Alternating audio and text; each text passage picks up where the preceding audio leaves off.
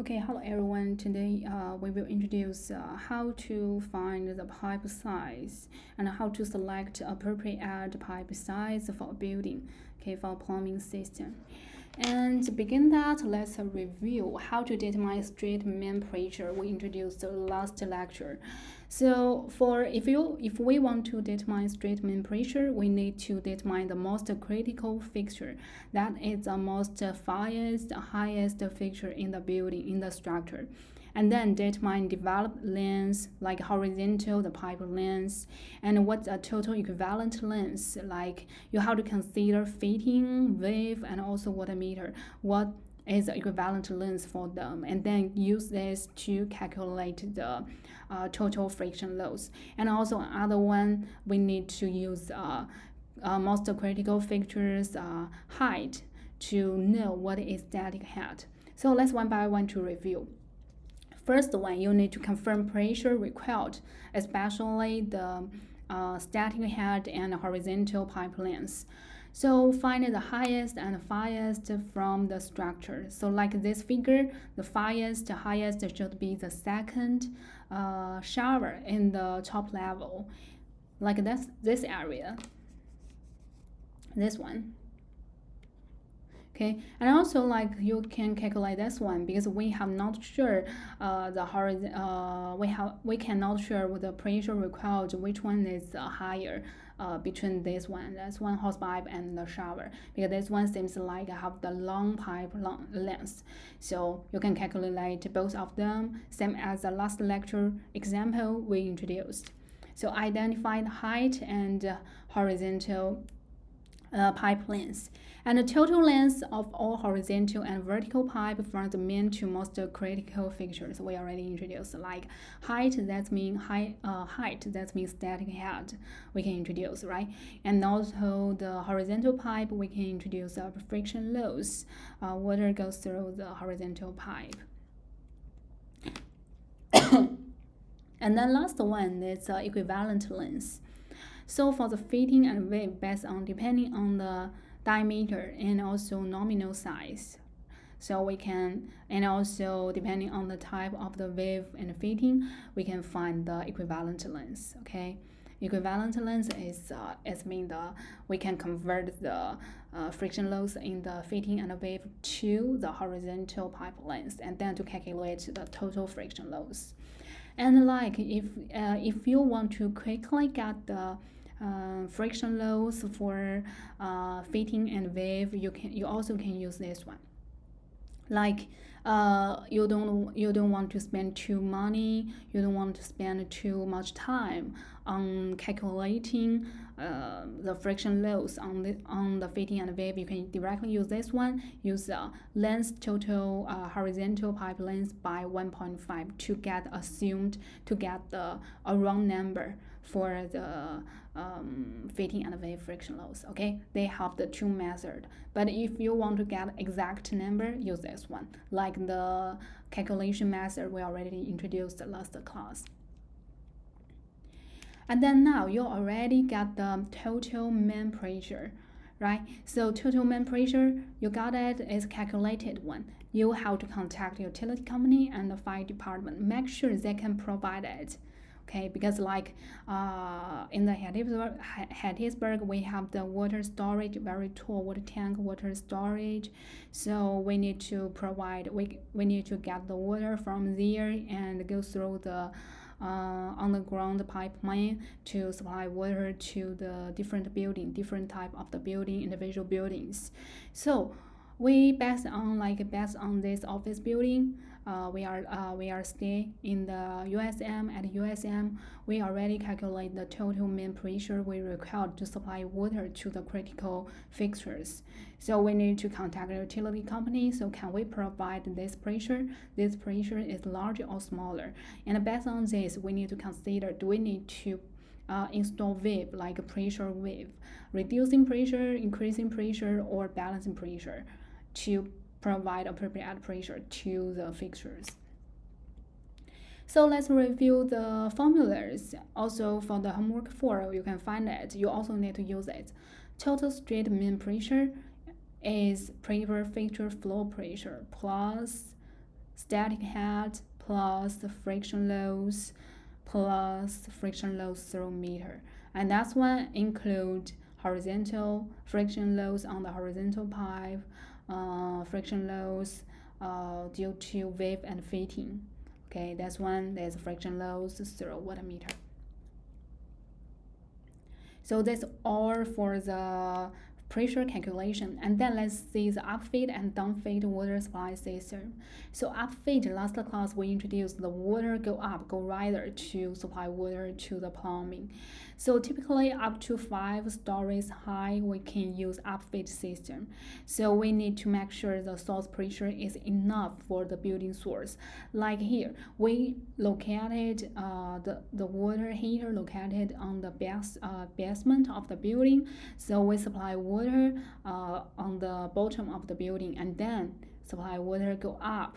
So the water goes through up and then supply water to the fixture unit. So like that's why this area have the fixture unit. So water go up and then supply water to the fixture unit. And if the water heater located on the top of the building, so they need to go down, get the gravity. Okay, gather gravity power and then go up. So have the pump there to increase pressure and then to supply water. So water go up and then supply water to plumbing fixtures. That is the upfeed system. And how about the downfeed? Whatever the water heater located on top or bottom. So just see how to find the upfeed or downfeed. Just see the water go down and then supply water to plumbing fixture. This downfeed. For upfeed is water go up to supply water. This upfeed. So for the downfeed, what we need to consider, like typically for greater than 6 story, that is downfeed system. And the minimum required pressure on roof is 25. Maximum pressure on the bottom is 50.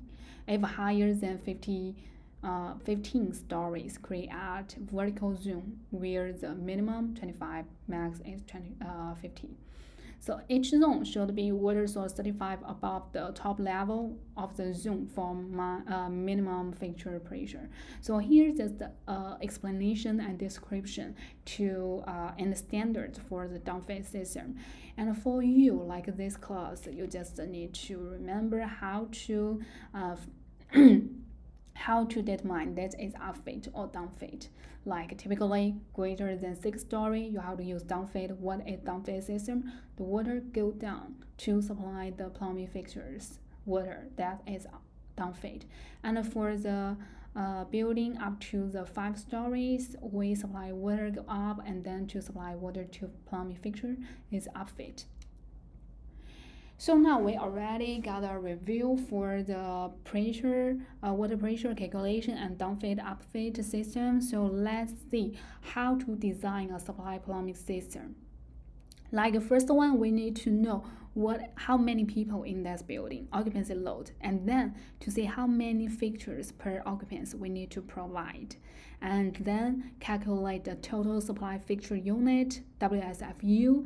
Use WSFU, we need to find the GPM, the supply demand in GPM requirements, and then you can size supply pipe and size water meter.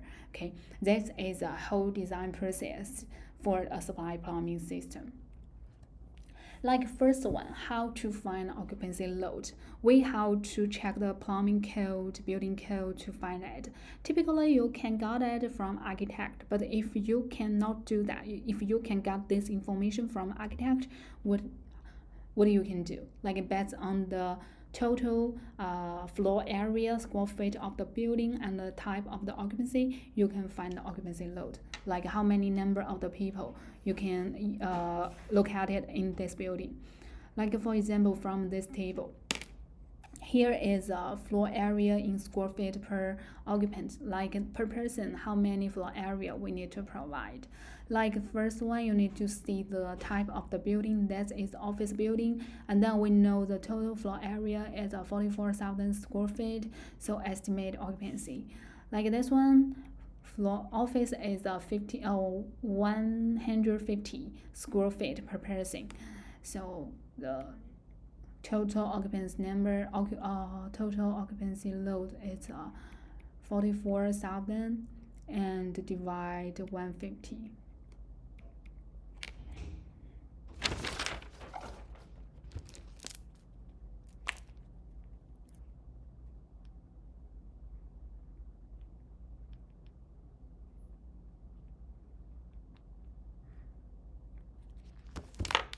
We got the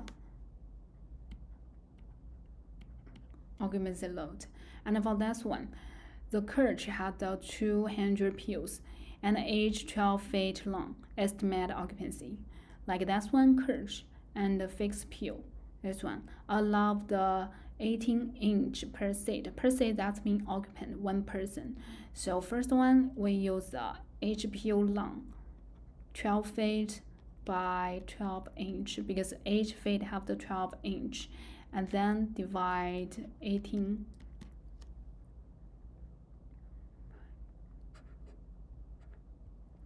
It's 8.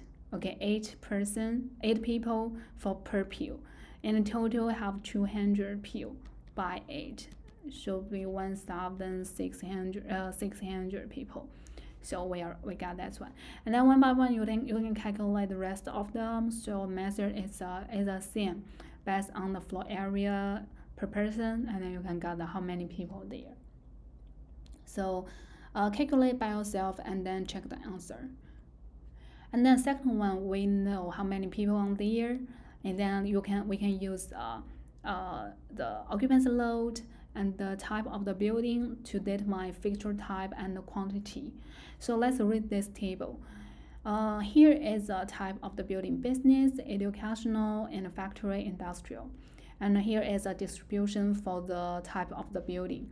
Like this one, that's a fixture type, like water closet, urinal, lavatory, bathtub shower, drink fountain, and others. Others here is a service sink. And then if you are interested, you can click the link.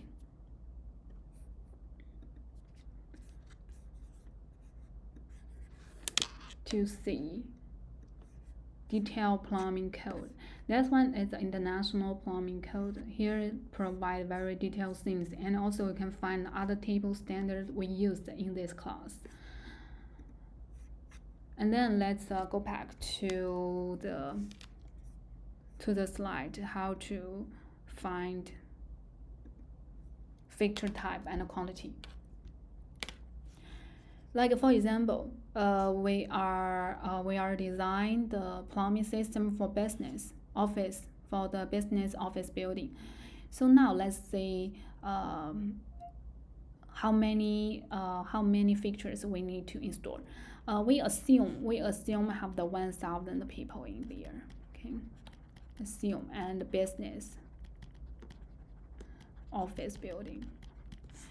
And for this one, water closet. The description is 1 per 25 for the first 50 people and 1 per 50 for the remaining 50. So that means 150 people, first 50, remaining 950. First 50 water closet, 1 per 25, so we have to provide 2 WC for the first 50 people.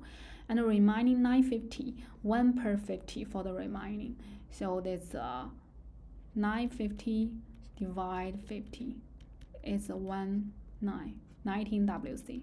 So total is a 21 WC. Okay, and how about urinal? Because it's a urinal C section for 19.2, like this one, substitution for water closet.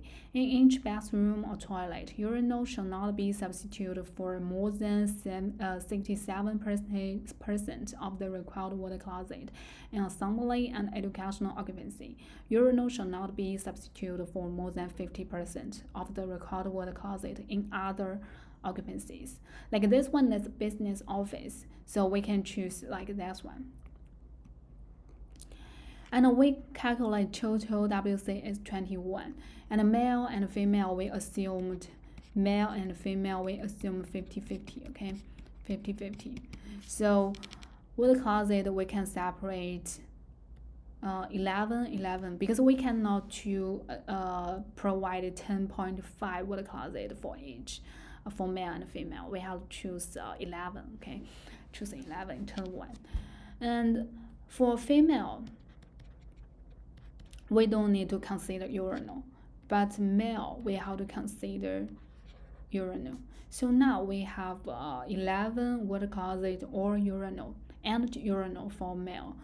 And urinal shall not be substituted for more than 50% of the required water closet in all other occupancy. So 11 by 50 is multiply 50 is 55. Okay, 55. And urinal cannot be larger than the water closet, so we can assume urinal is 5, WC is 6. Okay, because we have to choose internal number.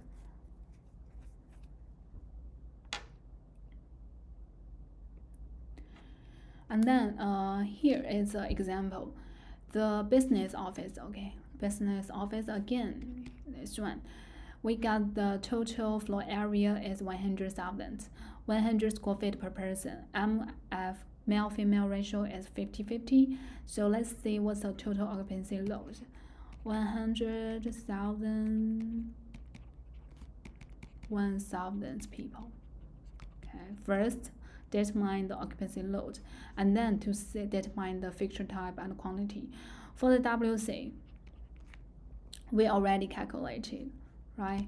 Like the last page, we already calculated. Female 11, male is urinal 5, WC is 6. Female 11 and WC male 6, urinal 5. And how about the lavatory?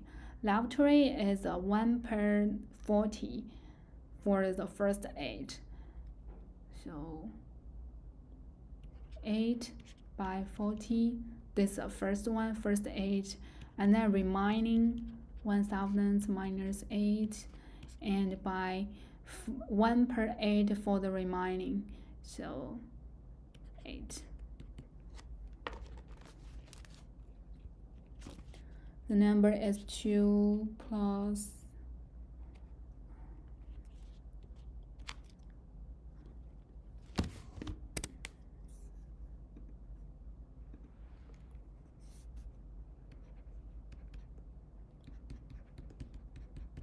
okay. Oh no, oh sorry.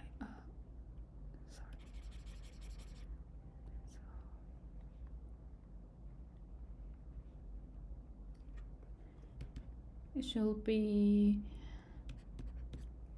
14. And then let's see,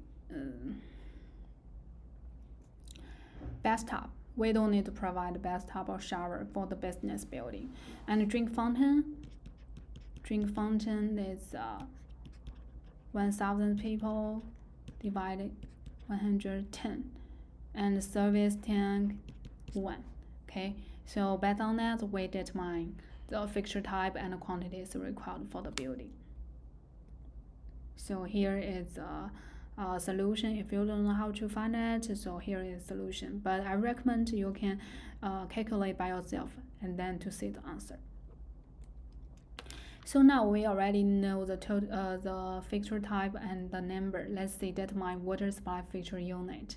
So water supply fixture unit doesn't mean the number of plumbing fixtures. It is not. They are not fixture quantities.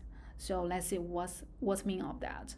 So before introduce water supply fixture unit, I want to let you know what's a concept water demand and the demand load to calculate or to find WSFU. So water demand is peak time water usage for the plumbing system. Like usually at your home, so maybe after 5 p.m. you're back from school. Okay, you're back to your home and your parents back from their office. They need to back home, and also your brother, sister. So now your family already back your home. So that's mean like you want to get a shower, your parents want to cook or use a dishwasher or use the laundry. So now that time is a peak time for the water usage, right? So when we design the pipe size, we have to make sure the pipe size can provide the water usage at the peak time. And also the demand load, that's also the peak time, the water usage, GPM. So depending on the number, type of the fixture installed and the operation of the fixture to determine the demand load, peak time water demand load, GPM. So when here are some description or concepts for this. So purpose is to make it possible to calculate design load on the system composed of the different type of fixture, each having different flow rate. Usually now you want to find the sizing, the pipe size, especially for the main pipe size. So do you need to see what the different plumbing types and what is their GPM one by one to calculate. So that means you have to spend too much time. So that's why we use a WSFU to quickly find the total demand load GPM we need to design. Okay, fixture unit value are designed to the different type of fixtures, and total number is used to establish maximum probable water supply load to establish peak time water usage. So let's see how to find WSFU. Like this table. We assume at your home is a private. So bathtub is 4. 4 doesn't mean you have to install 4 bathtubs at your home. Absolutely not. Usually just one, but for one bathtub, the bathtub's fixture unit is 4, and for clothes washer 4. So that doesn't mean you need to install the 4 clothes washers. Here, just the unit, not the number of the plumbing. So for example, determine the total WSFU and the demand load GPM for a standard one-story two-bath home with kitchen sink, dishwasher, water heater, clothes washer, flush tank toilet, lavatory, tub shower combo for hosepipe. So like this one, fixture type 2, bathtub shower 2, that is the number of the bathtub. Okay, so we have to provide 2 bathtub in this home. So go here, unit is 4, number is 2, so WSFU is 2 by 4, so 8. Lavatory 1 should be 2 by 1 is 2. Water closet, flush, meter, tank. So you have to see what the type of the water closet. Water closet, flush, meter, tank. That's one 2.5. So 2 by 2.5 is 5. Kitchen sink 1.5. Dishwasher 1.5. Clothes washer 4. Hosepipe, this one 2.5, and total hosepipe, so 4 by 2.5 is 10. So add all of them, get the total WSFU. So find the number by yourself and then check the answer on here. Make sure you get the fully understanding how to find WSFU for each plumbing fixtures. So we got a total WSFU as 32. Let's see, depending on the WSFU, how to find demand load in GPM. This figure, the two graphics, we can use the two graphics to find the demand load in GPM. See, supply demand load in GPM. This is where calculate the peak time, because what is demand load? It's a peak time water usage, GPM, okay? So we will use the figures like WSFU we found is 32. So what's the difference between the two figures? We can find the scale as different. Fixture units, there's a 0 to 24, 240. This one is from 0 to 3000. Like from this example, there's a one-story residential home. So 32 we can directly use that one first for graphics. And what's the difference curve 1 and 2? Based on the water closet types or urinal type, is a flush meter tank. Flush meter tank curve 2. So we can use this curve. 32, this one. 32, this one. So we choose like maybe this point, 20, okay, 20 GPM. And when we can use this figure, like we are designing commercial building, large building, so they are using the two manufacture units like 2000, okay, 2000 fixture units. We can use this figure, and this figure you can find 1 and 2 for the large fixture units. This is combined, so we don't need to consider type of the water closet because it's combined. So 2000 fixture units, this should be 320 GPM, peak time, water usage, demand load. And then let's see example again. The hotel uses pressure tank, water closet, each room, find GPM demand for supply rider service 27 SFU. Like we already introduced 2000, and then we got that this point should be GPM, like this line. Okay, you can check. Okay, 325, that's a round number.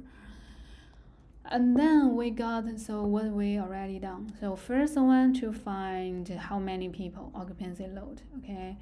And then second one, we based on the number of the people, we find how many fixture quantity types and types. And then we got the and then we based on the quantity types, we got the WSFU. Okay, check a table to calculate total WSFU. And then based on WSFU, we got the demand load, GPM. 5, size supply pipe. Okay, like from this figure, we can find this one GPM, demand load, we can find from the fourth step. And what is the friction loss? Usually that's a given information. Like we select this pipe based on the pipe material, we can find the friction loss. The given information we found from the manufacturers given information. And let's see what's the relationship of the among them. Like GPM delivered by water main branch or rider depending on the flow velocity in feet per second. That's one. Okay, this one. Like 3, 4, 5, 6, this line. Faster flow means more GPM, more friction, as well as more noise. Try to keep lower velocity by having a large pipe. That's like if you find a point like this one, okay, what is the pipe size you have to choose? You have to choose a large one. So let's see example. If the pipe is a ½ inch, the GPM is 2. What is the flow velocity and friction loss? Okay, pipe size is 1/2 inch, GPM is 2. What is the flow velocity? We got this point, flow velocity is 2. And flow velocity is 2 FPS, this line, and the friction loss also is 2, this line. If the pipe is a 3/4, okay, that's one, GPM is 10, we got this point. So flow velocity is 6 and the friction loss is 10, that's one. Here is the overview of the graphics. So when you are working on the homework 5, you can check this figure. We also provide it in the homework 5. You can use it to find the required pipe size. Here is some description for the size pipe, supply pipe. The building main is sized to meet demand for cold and hot water. So like we introduced, a part of the water from the building main delivery directly supply cold water, and a part of the water delivered from the building main need to go through water heater and then to deliver hot water. So individual rider and branches are sized for hot or cold water supply. Actual friction loads for the main pipe used to size all the branches and riders. And here we have to pay attention. This one. Fixtures are connected to both cold and hot water, rated at 75% for each. This one is a constant number. Like once we got the total WSFU, we want to separate to hot and cold water, we have to consider by 75. Like we calculate if the total WSFU is a fixture unit, WSFU is a 32. And then we have to separate evenly, we want to evenly separate to the cold and hot water. So that one is 1616 for hot and cold. And how to determine the total WSFU? We need to 75. We cannot evenly together this one. We have to use 32 by 75. 32 by 75. Use this one. Okay, if we want to evenly separate it, don't directly use the 16. That's wrong. You have to use 75. Total number by 75. Total number by 75. Like for example, lavatory rated for 4 WSFU, and for cold water and hot water. So now lavatory for WSFU 4 by 75%. 4 by 75%. 3. For example here, do we need to consider hot and cold water for WC and urinal? So actually we don't need to consider hot water for them. We only need to consider like lavatory, shower, and kitchen faucet to provide hot water, cold water. So we have to separate them. We got the SFU, we got them from the table, like usually from WSFU table, we can find what's the exact SFU we need to provide for each different plumbing fixtures. And for lavatory and shower, we got 8 and 10. So how to get this number? 8 by 75%, and also 8 by 75%. How to get 15? 20 by 75%. So and then we got the total SFU for cold water, total SFU for the hot water, and then based on this one we can see what is a supply GPM. Based on the SFU, to go back to this figure, the left figure, we can find what's a required demand load for hot and cold water pipe. And for the water meter, so we also need to consider what is size water meter need to install in the building. Like for the commercial building, large commercial building, we have to select the large one, large water meter. But for the residential building, we have to choose smaller one because we need to consider large water meter is more expensive. So like that's why if the supply pressure less than 50 psi, use smaller. So how to find it? Let's see example. Select a meter to deliver 60 GPM if a 10 psi pressure drop is acceptable. What is this one? 10 psi pressure drop. It's a friction loss of the meter, water meter. Like when we are calculating the total main pressure, so we have to consider the friction loss in the water meter. That is this one. So now we already select the 10 psi loss GPM water meter. So this column, and then we already know the GPM we need to supply is a 60. So which one, what size meter we have to select? We have to select this one. We have to select the large one. Okay. 1 And when we select a meter to deliver 60 GPM, if low supply pressure limits meter pressure drop 4 psi. Okay, also 60, we have to choose this one, large one, and then 2-inch. We have to select the large one.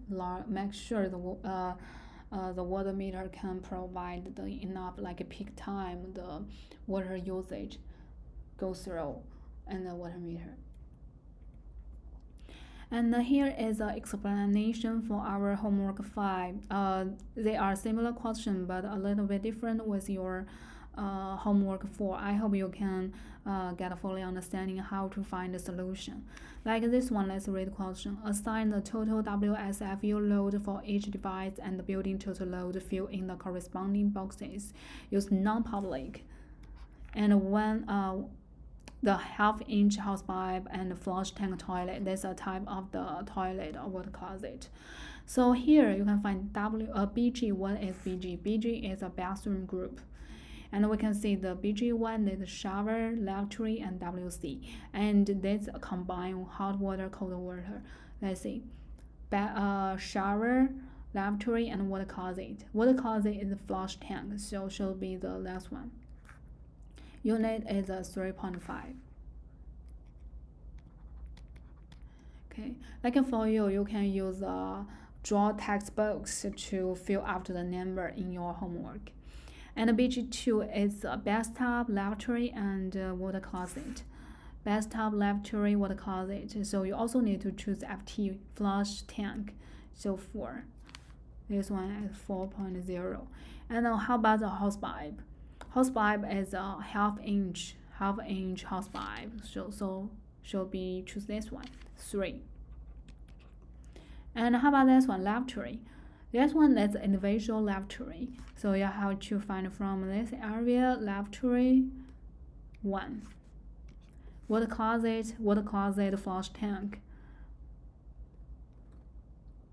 Okay, that's one, flush tank 2. And then one by one to find them, got the total building total load. Okay. We also can call it the total water supply fixture unit, total WSFU. So please find them by yourself and then check answer right here. We got the total is a 25.5. So now we got a water supply fixture unit total 25.5. From here we can find the GPM. So the type of the water closet is tank toilet. Okay, tank toilet, this one. Curve 2, 5.5. Okay, should be this one. 20 GPM. Okay, around 20 GPM. And then we know the demand load. We know the friction load. Friction loads right here. 6 psi. 6 psi. This line. And GPM. This one. We got this point. So which pipe size we have to select?